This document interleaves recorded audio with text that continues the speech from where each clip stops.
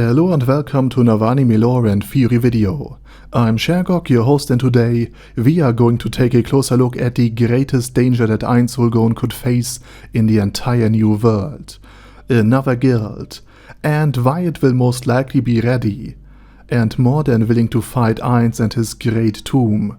But before we're going to take a closer look at any of this, let me quickly thank my Patreons for supporting this channel, as well as say thanks to all users of the YouTube thanks function for making one-time donations.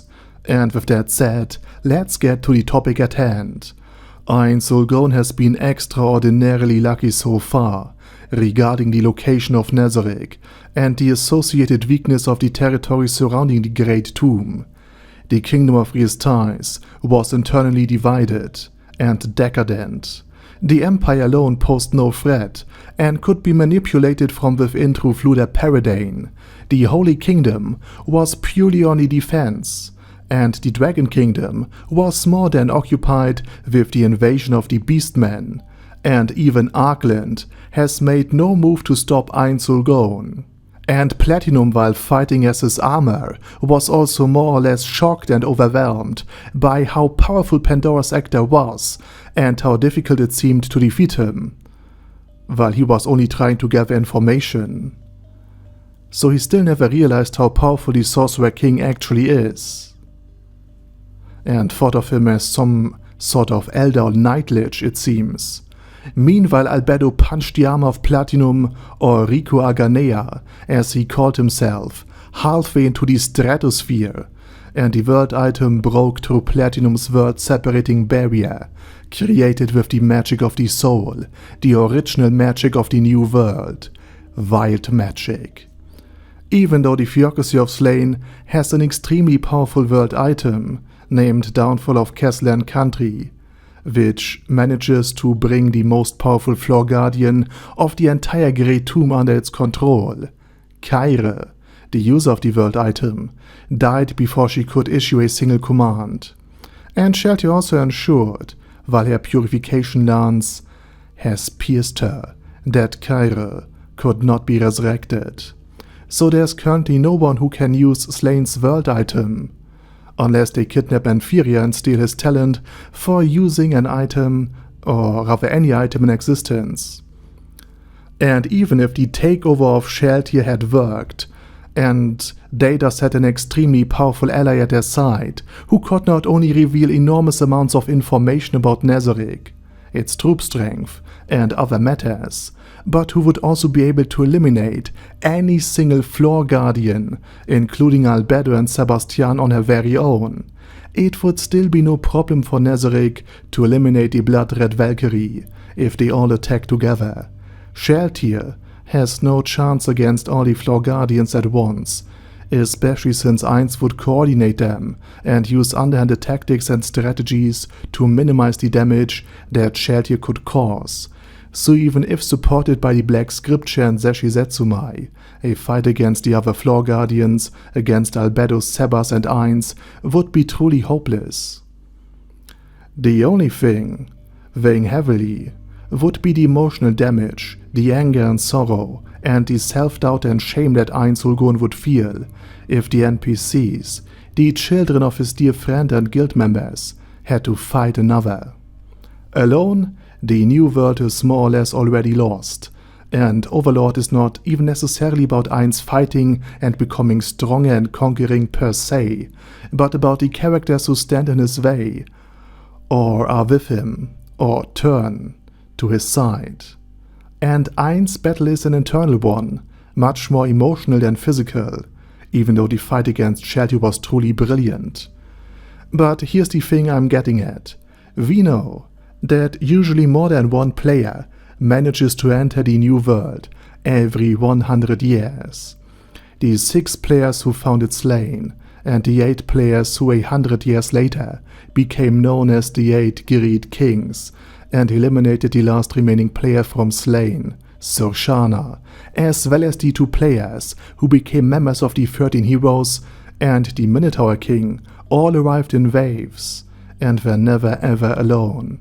There were always at least multiple players at the same time, and that are just the players we know of, the Goblin King, the Winged Hero, or perhaps the Sleeper of a Sunken City, are still not accounted for, and could all be players as well.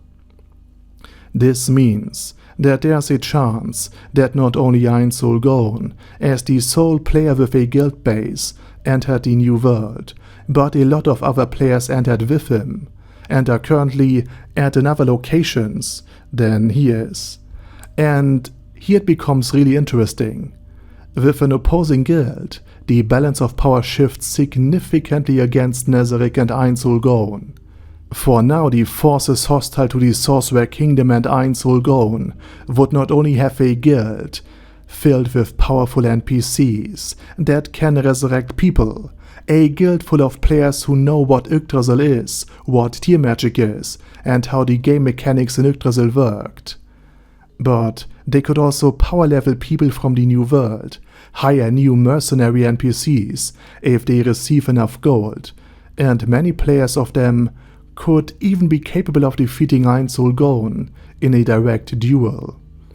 In other words, the dragons and their wild magic, the magic of the soul, which Ainz neither knows nor understands, and experienced users of tier magic would now join forces to fight the threat posed by Ainz Ooal Gown.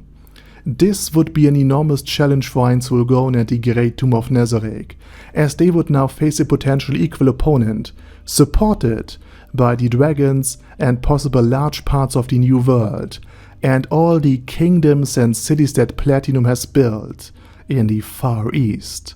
If Nezarec spawned in the West, and the other guild in the East, there would be enough time for Platinum or his subordinates near the location of the spawning to prepare long before Ainz Ooal Gown even realizes that there are indeed other players in the New World, players who are likely to be hostile to him.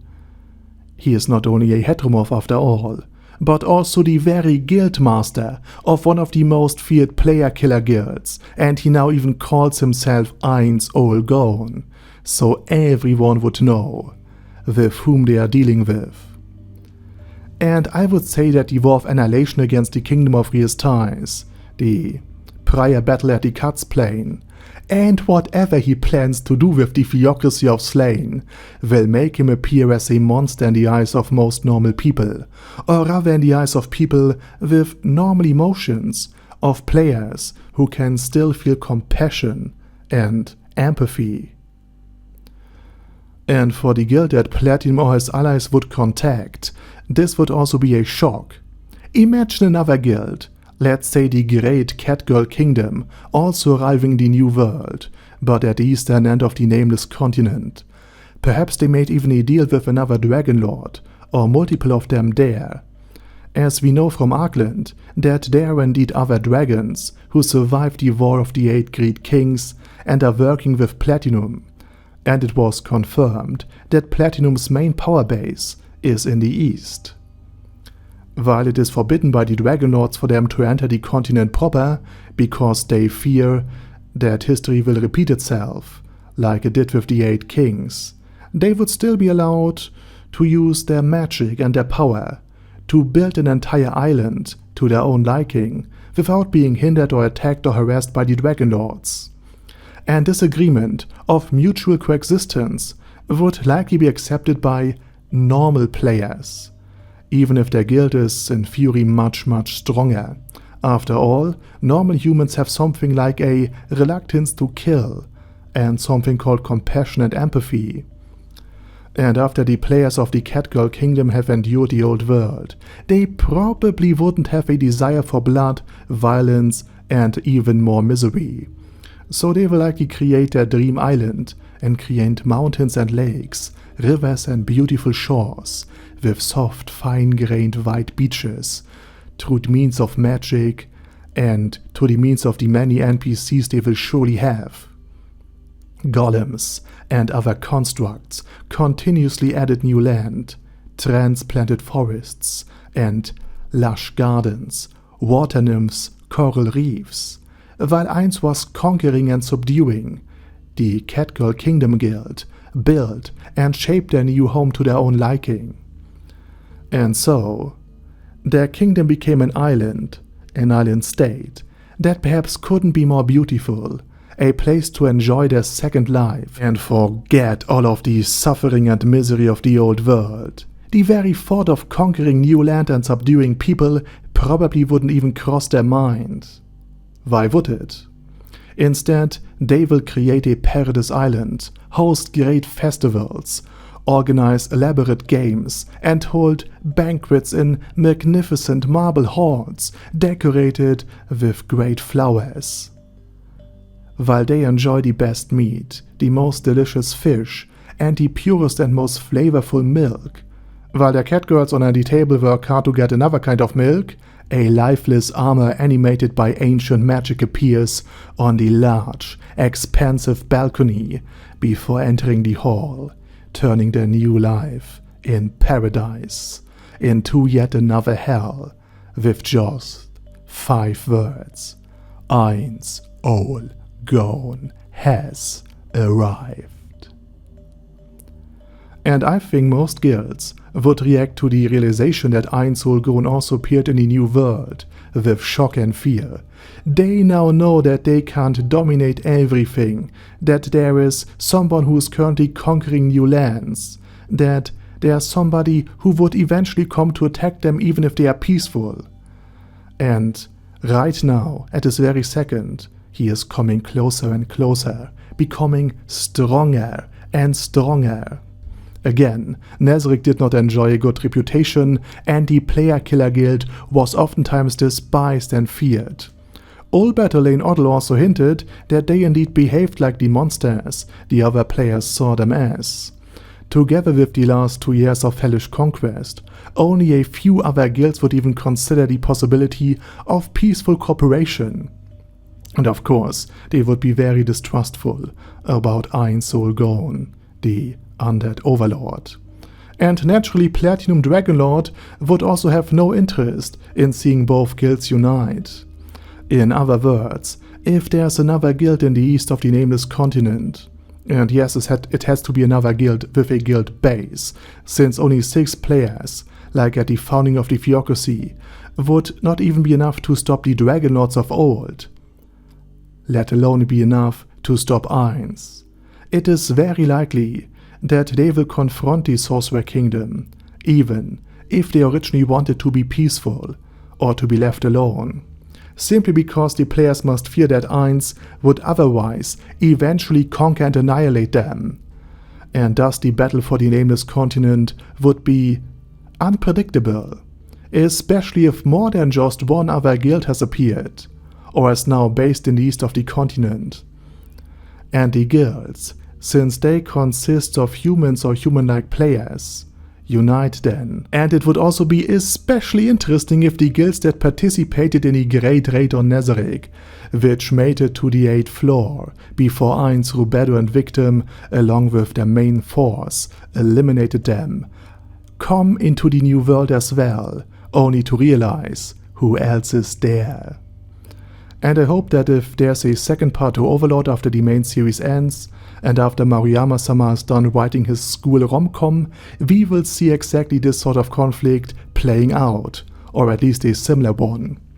So that's it for today, and now it's your turn. What do you think about the idea that there are other guilds in the new world that could unite against Ainz and the Sorcerer Kingdom?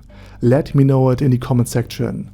And while you're typing, I'd say thank you very much for watching, thanks to all of my Patreons for supporting this channel, and special thanks to Other Daddy Other, ASK, Bad Guy Yi, Bad Burrito 316, Beezer, Ben C, Brandon D, Chrissy, Crowley 0221, Sia, Crystal Prime, Dead Slime, Death is Mercy, Deathless Dragonlord, Demon Xenomorph 1987, Devin Downen, Ding Dong, Dinpep, Dragonlord Placido Saxophone, Duckwagon, Dunkler Krieger, Dystopia, Dystopia II, Enigmatic Unicorn, Feral Shivan, Guy with That Head, Hector Moreno, Hoss, Huster, Jacob G, Jana B, Jason, J. Morris, Chromius, Kyle R, Lee K. Long, Legendarius, Lelouch Britannia with a Mustache, Lexus Fox, Lord Nishikian Rai, Lord Touch Me, Loverazor, Merovec, Mr. Shoes, Mr. Tweaker, Michael R, Michael Y, Nope, Oh Hell No, Normal Toad, Oh Kill, Overlord General Gaspar, Paddy Pentum, Personage, Primus 11, Rhinomere, Cune Caracos P, Shergox's Daddy, Shadow Lightning Wolf, Shrine Keeper, Sir Axolotl, Super Tier Magic Batista Bomb, Supreme Cheese, Staris, Ted, Texas Deer, The Orc Warboss, Rock Ed Smasher, T.E. Wang, Vash Hawkeye, Vegito27, Venture Fanatic, Wilhelm, Zinukai, and Sonagon. Thanks guys. Anyway, have a nice day, and I hope to see you all again soon on my next video.